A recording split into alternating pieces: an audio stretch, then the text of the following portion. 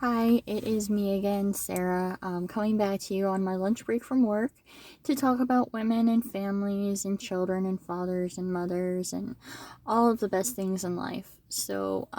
Last time I talked about, how abortion or murder is really not an option, regardless of the circumstances. We're talking about a human life and terminating it, whether it's inside of the womb or outside of the womb. Terminating it for our own benefit is never an option, should never even be considered. So, I did talk about last time the issue of rape, but I didn't talk about the more common reason why a lot of women decide to terminate their pregnancy, which is finances. Financially,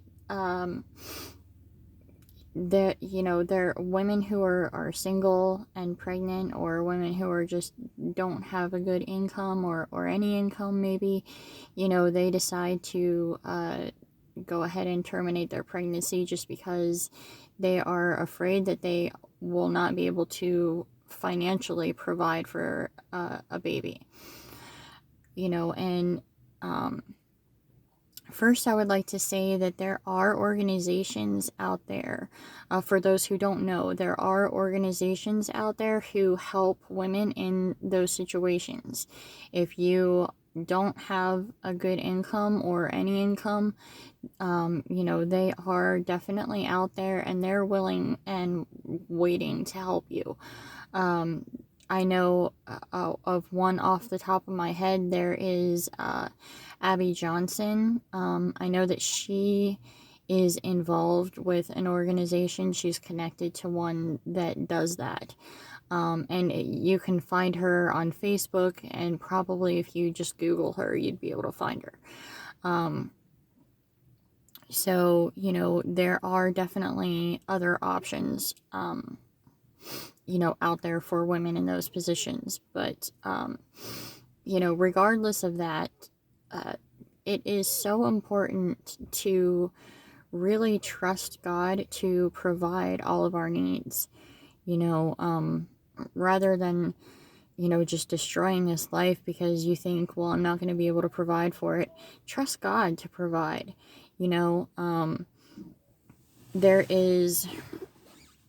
There are so many women out there who are in this position, and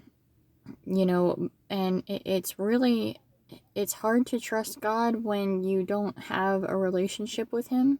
You might say, oh, I already know all about God, and maybe you do, but that doesn't mean that you have that relationship with Him. I already know all about Elvis Presley, but that doesn't mean that I had a relationship with him or that I knew him personally to where I could trust him.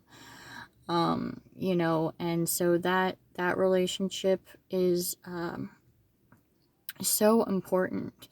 And because, it is hard to place your trust in somebody, if you don't have that relationship with them. But in Matthew 11:28, Jesus tells us, He tells everybody, who are, all who labor and are heavy laden, come to me and I will give you rest. And then again, Matthew 6:25, Jesus tells us, that He will provide for us. He promises that, and that we're not to worry about, what are we going to wear, or what are we going to eat from day to day, or how are we going to provide for ourselves. He tells us not to worry because He will, He is our provider. He is our source. He's the source of everything that we have need of. And, jobs and other things, these are just tools that He uses to provide for us. And I know how scary it can be. There have been times where I have been out of work. There have been times where my husband was out of work. And, we have rent and bills to pay, and we have 2 little kitties to provide for. We didn't have children at the time, but I can imagine how scary it would have been if we had. but we just prayed about it. We put it in God's hands. We trusted him to provide what we needed, and he has always come through. He never fails to do what he promised to do. And that faith and that trust in him is so important. Philippians 4:19 says that without faith it is impossible to please him. And then I'm sorry, that's not Philippians 4:19, that's Hebrews 6. Hebrews chapter 11 verse 6 says, without faith it's impossible to please him. And Philippians 4:19 says that he will meet all of our needs according to his riches and glory. So again, promise after promise that he will provide for us and that he will take care of us. We just have to place that trust and that faith in him.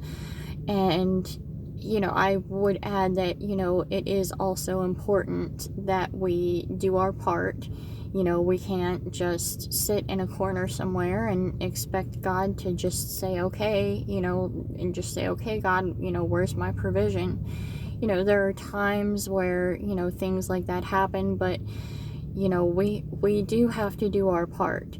We have to actively be looking for work if that's what we have need of. Balancing our budget correctly to the best of our ability, and all of these things. But as long as we are doing our part, there's never a question of whether God is going to do his. God will always and has always done his part. That's not anything that we should ever question. That's not anything that we have any need to ever question. It's just, are we doing ours? Are we praying? Are we having faith in him? And, are we placing that trust and that faith in him? And are we doing our part, to the best of our ability? And as long as those things are in place, then, you don't have to worry, because we can always trust God to be our provider. And so with that, I will let you go. And I will see you next week. Have a blessed week. And, yes, have a blessed day. Have a blessed week. And I will see you later.